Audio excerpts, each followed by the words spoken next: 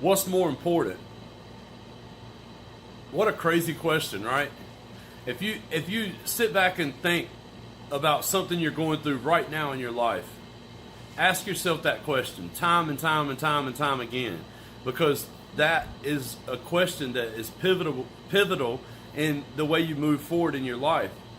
You have to think about what's more important for you in that section of your life, and the things that aren't important, you have to leave those behind.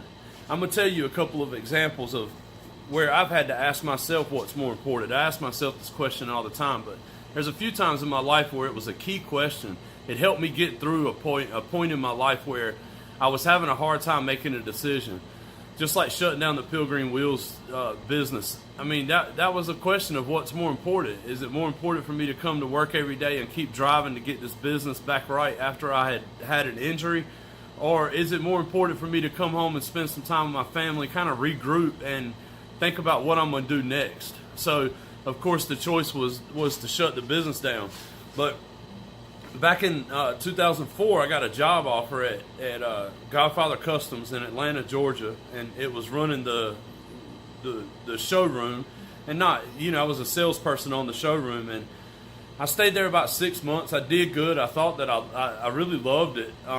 The gentleman that owned the place gave me a house to stay in while I was there, and it was a cool experience. I got to stay in Atlanta. It was right outside. It was in Conyers, but I got to stay in Atlanta for a few months and kind of learn that life and live somewhere other than Greenville.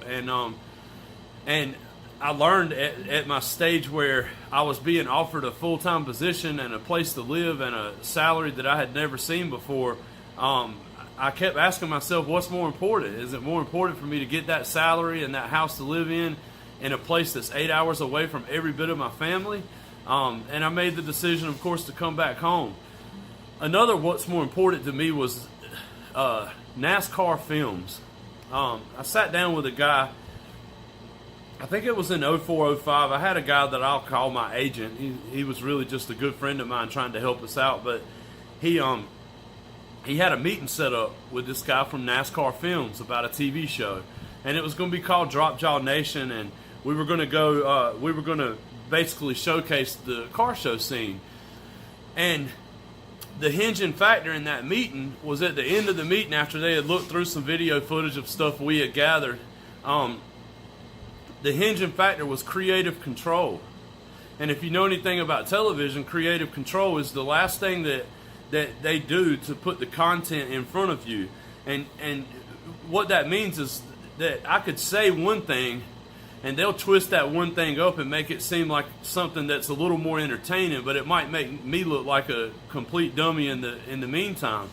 And Drop Jaw was a company that was built off of the love of modern custom cars and trucks. So it was something we wanted to show one side of it, and NASCAR Films, we were thinking wanted to show a different side of it. They never told us what they wanted to do with creative control because we never gave them the option. But I went and sat down with an entertainment attorney in Charlotte, downtown Charlotte, at this bagel shop, and at the time I'm thinking, man, this is about to be big. Like, we're about to be on TV, and you think that that's maybe what you want, and you start really pondering decisions of the TV fame or the money that might come along with it, and what are you sacrificing for that? What are you going to sacrifice for that chance to be on TV in front of a bunch of people? Are you sacrificing every bit of your dignity and every bit of the things that you have built in this company that at the time was Drop Jaw? We chose not to go with NASCAR Films, and we chose to go with a different production company out of Charleston. And we went and filmed a big deal in Panama City Beach, and right in the midst of us filming that, my sciatica nerve completely did something to where I couldn't hardly walk. I mean, I'm in Panama City Beach with this big production company, staying in an oceanfront 3-bedroom condominium, and I'm laid up in the bed the entire weekend. The one shoot that I did the whole time I was there, I literally sat on a luggage cart in my motel room and had friends of mine wheel me down to the elevator to get in the car. And I had people setting me up on the golf cart to take the shot that they wanted to take with this production company. And, you know, you got to wonder why so much problem right when I was going to shoot that TV show. Like, you know, in hindsight, you look at it and you're like, wow, everything happens for a reason. And that was the reason behind it in my mind. And I completely believe that. I completely believe that instead of going on TV and doing what I could have done, you know, through a television set, I lost that deal. And I lost the deal for all kinds of reasons. The main reason was the production company kind of folded on us. But you know, all that stuff happened for a reason. And I asked myself through that time, what's more important? Like, what is it more important for me to be on TV, or is it more important for me to continue what I'm doing every single weekend, trying to grind out enough money to make it to the next car show? And we chose the latter route. I mean, we didn't do anything with TV. We never got paid a dime for it. We were just kind of doing something to see if we could get a pilot going, and we actually got a pilot for that TV show that's floating around on the internet somewhere. And we didn't like the pilot, and so at this point the production company's kind of failing, and we didn't like the way that they were portraying what they wanted Drop Jaw Nation to be. And so we just shut the idea down, and the production company shut down soon after that. And, you know, the thing is that there's so many times in my path that I've had to ask myself that same question. And right now I'm asking myself that same question. If I got a job offer on the line, do I sacrifice the family time that I have now for the job offer? Well, you know, that's a question I'm asking myself today. So I think it's something that you should keep in the front of your mind all the time in every decision you're making. What's more important? When I stopped doing Drop Jaw, it was 2009 at the end of the season in November. I had to ask myself this question. What's more important? Is it that I stay home and spend time with my 2-year-old daughter? Or is it that I go back on the road in 2010 and spend, you know, 25 to 28 days a month on the road and not see my kids?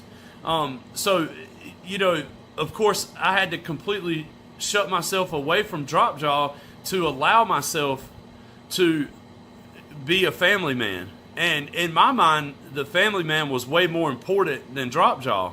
And to this day, I mean, now we're talking 10 years later almost, and I think I made the right decision. For myself, I made the right decision in my life. It made more sense for me. And so it's such an important question. And it, you know, 3 letters or three words can mean so much when you're asking yourself that question. And it could put you in like this mind loop where you're just looping around trying to figure out, okay, what do I do? What do I do? What can I do? What's the best option for me to take? And in my life, I've said this in several videos, it's God first, family second, business third. And that's something that was taught to me as a kid. So I had to step back and look and say, am I following those 3 things? Because that's the standard I wanted to live my life by. So am I following those 3 things? And I wasn't. I wasn't at all. I was putting business way before family, and I'd be missing, you know, all kinds of crazy stuff from my daughter's first steps and, you know, first time she talked or whatever. I was missing those things because I was on the road following a dream. And God had different plans for me. And that's why a lot of times when you ask yourself what's more important question, you have to think about inside of you, where did you want your life to be? What did you want your life to become? And is that where you're at? And if it's not where you're at, that what's more important question, make it move you to closer to the spot of where you want to be. You know, you have to decide your fate.